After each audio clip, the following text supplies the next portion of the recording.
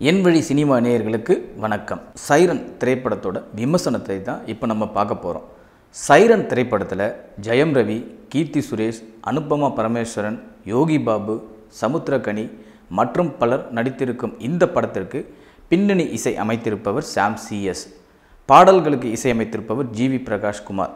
படத்தின் இயக்குனர் ஆண்டனி பாக்யராஜ். ஆண்டனி பாக்யராஜ் யாருன்னா, இரும்பு திரைன்ற ஒரு படம் வந்தது PS மித்ரன் அவர்கள் இயக்கத்தில். அந்த படத்துக்கு கதை எழுதியவர் யாருன்னா இந்த ஆண்டனி பாக்யராஜ் தான்.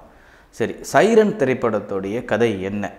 சைரன்னு எதுக்கு இந்த படத்துக்கு பேர் வச்சாங்க அப்படின்னா, இந்த படத்தில் ஜெயம் ரவி ஒரு ஆம்புலன்ஸ் ஓட்டுநர்.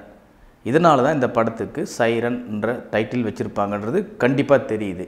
ஆம்புலன்ஸ் ஓட்டுநராக இருக்கிற ஜெயம் ரவி பல உயிர்களை காப்பாற்றிட்டு ஹாஸ்பிட்டலில் எடுத்து போய் சேர்க்கறது, அவசரம்னா உடனே உதவிக்காரம் நீட்டுறது, இந்த மாதிரி விஷயங்கள்லாம் பண்ணிக்கிட்டே இருக்கார்.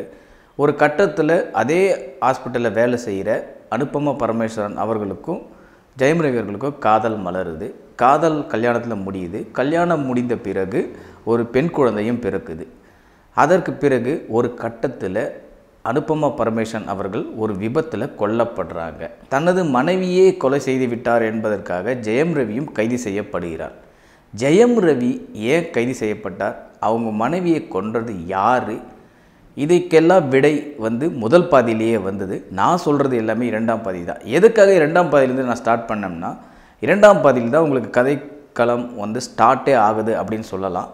இரண்டாம் பாதியில் ஜெயம் ரவியோட கதாபாத்திரம் இதுதான். இரண்டாம் பாதியில் ஆரம்பித்த அந்த ஜெயம் ரவி சிறையில் கைதியாக இருக்கிறார். பரோலில் வெளியே வருகிறார். இவருக்கு பாதுகாப்பாக காவல்துறை அதிகாரியாக வருபவர் யாருன்னா நம்ம யோகி பாபு. யோகி பாபு அவர்கள் அவர் பரோலில் வீட்டில் இருந்து திரும்பவும் சிறை செல்லும் வரை அவருக்கு பாதுகாப்பாக ஒரு காவல்துறை அதிகாரியை நியமிப்பாங்கல்ல, அந்த அதிகாரியாக வருபவர் தான் யோகி பாபு. அவர் வரும் காட்சிகளில் ஆங்காங்கே சிரிப்பலைகளையும் ஏற்படுத்துது. சில இடங்களில் பெரிய அளவு சிரிப்பளவு இல்லைனா கூட அவருக்கு கொடுத்த அந்த கதாபாத்திரத்தை கரெக்டாக பண்ணியிருக்காரு அப்படின்னே சொல்லலாம். ஜெயம் ரவியோடைய இந்த பரோலில் இருக்கிற அந்த டைமில் சில அசம்பாவித சம்பவங்கள் நடக்குது. அதாவது சில பெரிய புள்ளிகள்னு சொல்லுவாங்க ஊரில், அந்த மாதிரி ஆட்கள்லாம் கொலை செய்யப்படுறாங்க.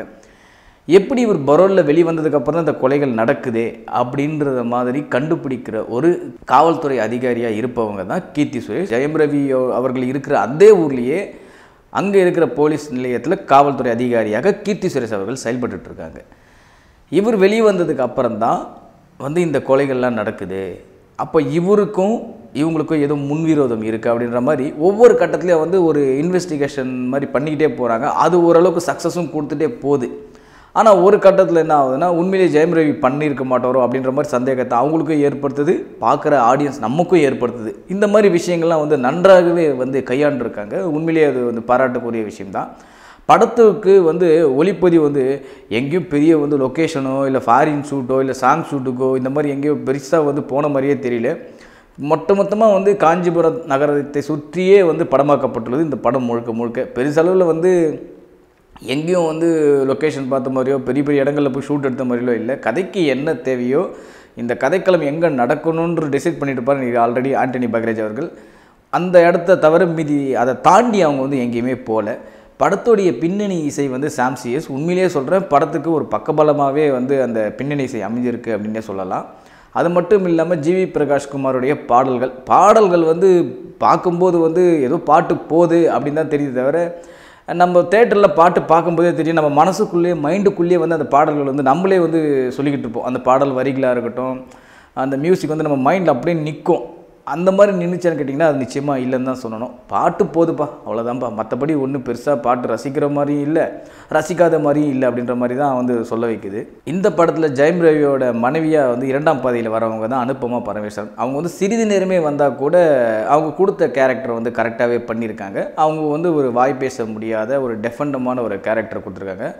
உண்மையிலே ஒரு நல்ல கேரக்டர் தான் சொல்லலாம். அங்கங்கே சின்ன சின்ன நடிகர்கள்லாம் இருக்காங்க. அவங்க இப்போ ஜெயம் ரவி குடும்பத்தில் ஒரு 7-8 பேர் இருக்காங்க. அண்ணன் தம்பிங்கன்னு 2 பேர் சொல்கிறாங்க, ஒரு தங்கச்சிங்க 2 பேர் காட்டுறாங்க. அவங்களாம் பெரிய அழுத்தமான கேரக்டர் இல்லை, பட் ஒரு சப்போர்ட்டிங் கேரக்டருக்காக போட்டிருப்பாங்களோ நினைக்கிறேன். அவங்க குடும்பத்தில் இவ்வளோ பேர் இருக்காங்க அப்படின்னு காட்டுறதுக்காக வேணால் அது மாதிரி போட்டிருக்காங்கன்னு நினைக்கிறேன். அதே மாதிரி ஜெயம் ரவியோட மகளாக ஒரு குழந்தை நட்சத்திரம் நடிச்சிருக்காங்க. அவங்களுடைய நடிப்பும் யதார்த்தமாக இருக்குது. பட் இருந்தாலும் என்ன தோணும்னா, நம்ம படம் பார்க்கும்போதே எப்படியா இருந்தாலும் அப்பாவுக்கும் பொண்ணுக்கும் சண்டை இருந்தால் கூட கடைசியில் வந்து பொண்ணு அப்பா கூட வந்து சேர்ந்துட்டு தானே போகுது அப்படின்ற மாதிரி வந்து ஒரு இது பார்க்கும்போதே நமக்கு தெரிஞ்சுது. பட் அந்த ஒரு கேரக்டர் கதாபாத்திரத்தில் நமக்கு வந்து பெரிய அழுத்தம் வந்து கொடுக்கல. பட் இருந்தாலும் ஒரு சென்டிமெண்ட் காட்சிக்காக வந்து அந்த காட்சி அமைப்பு வைத்திருக்காங்க. குடும்ப உறவை மையப்படுத்துறதுக்காக வந்து அந்த மாதிரி காட்சி அமைப்புகள் வைத்திருப்பாங்கன்னு கூட தோணுது. பட் இப்படி இருந்தால் கூட இந்த படத்தோடைய அந்த இன்வெஸ்டிகேஷன் பண்ணும்போது இல்லை ஜெயம் ரவி அவர்கள் வந்து இன்வெஸ்டிகேஷனை குறுக்க தடுத்து இதை பாருங்கன்னு கீர்த்தி சுரேஷ்கிட்ட சொல்லும்போது இந்த காட்சிகள் அமைப்புகள் எல்லாமே புதுவிதமான ஒரு அனுபவத்தை ஏற்படுத்தி தான் சொன்னோம். இந்த மாதிரி வந்து நம்ம மர்டர் மிஸ்ட்ரி த்ரில்லர் வந்து நிறைய திரைப்படங்கள் நம்ம பார்த்து தான் இருக்கோம், காலங்காலமாக பார்த்துக்கிட்டு தான் வரோம். அந்த மாதிரி ரசிகர்களுக்கு இந்த படம் வந்து பெரிய அளவில் ஈர்ப்பு கொடுக்கலாம் கூட பரவாயில்ல, இது ஒரு டிஃப்ரெண்ட்டாக ட்ரை பண்ணியிருக்காங்களே அப்படின்ற மாதிரி வந்து ஒரு தோண வைக்கும். கண்டிப்பாக பொதுவான ஆடியன்ஸுக்கும் இந்த திரைப்படம் வந்து ஓகே பார்க்கலாம்ப்பா, ஒன்றும் பெரிய குறையெல்லாம் ஒன்றும் கிடையாது அப்படின்ற மாதிரி இருக்குது. ஆனால் என்ன ஒரு இவ்வளோ விஷயங்கள் வந்து நல்ல பாசிட்டிவான விஷயங்கள், நல்ல பாசிட்டிவான ஸ்க்ரீன் ப்ளே, நல்ல பாசிட்டிவான பின்னணி இசை இதெல்லாம் கொடுத்தவர் எதுக்காக இந்த கொலைகள் நடக்குது அப்படின்ற ஒரு ஃப்ளாஷ்பேக் போகும்போது என்ன ஆகுதுன்னா, ஆடா பழைய பஞ்சாங்கமாக இருக்கே அப்படின்ற மாதிரி யோசிக்க வைக்கிறோமோ அப்படின்ற ஒரு கேள்வியும் எழுது. இது நம்ம காலமாக பழைய சமூக இணையதளங்களில் வெளியூர்களில் செய்திகளில் இந்த மாதிரி கேட்ட நிகழ்வுகளில் தான் ஒரு ஃப்ளாஷ்பேக்கில் ஒரு சின்ன ஒரு காட்சியாக வச்சுருக்காங்க. இதை பார்க்கும்போது வந்து நல்லா தானே போயிட்டு இருந்து படம், எதுக்கு வந்து இந்த மாதிரி ஒரு கான்செப்டை கொண்டு வந்த டைரக்டர் வேறு எதனா வச்சுருக்கலாமே அப்படின்ற மாதிரியும் கேள்விகள் எழுப்ப தோணுது. பட் இருந்தாலும் நீங்கள் ஓவராலாக நீங்கள் படத்தை பார்க்கும்போது என்ன ஆகுனா, ஒரு நல்ல ஒரு மர்டர் மிஸ்ட்ரி த்ரில்லர் பார்த்த திருப்தியை கண்டிப்பாக உங்களுக்கு கொடுக்கும். அதில் எந்த விதமான மாற்றமும் இல்லை. கண்டிப்பாக இந்த படத்தை திரையரங்கில் போய்ட்டு நிச்சயம் காணலாம், குடும்பத்தோடு கூட போய்ட்டு பார்க்கலாம். ஏன்னா குடும்பத்துக்கு தேவையான அனைத்து அம்சங்களும் கூட இந்த படத்தில் நிறைந்திருக்கு. ஒரு குடும்பத்தில் இருக்கிற ஒரு நபர் ஒரு ஜெயில் தண்டனை கழுதி அனுபவிச்சிட்டாருன்னா அவர் திரும்பி பரோலில் வரும்போது அந்த குடும்பத்தில் இவங்க எவ்வளோ சந்தோஷப்படுவாங்க அப்படின்றதெல்லாம் நல்ல ஒரு யதார்த்தமாகவே சொல்லியிருக்காரு. நிச்சயமாக வந்து குடும்பத்தோடு கூட இந்த திரைப்படத்தை திரையரங்கில் போய்ட்டு நீங்கள் பார்க்கலாம். மீண்டும் சந்திப்போம். நன்றி, வணக்கம்.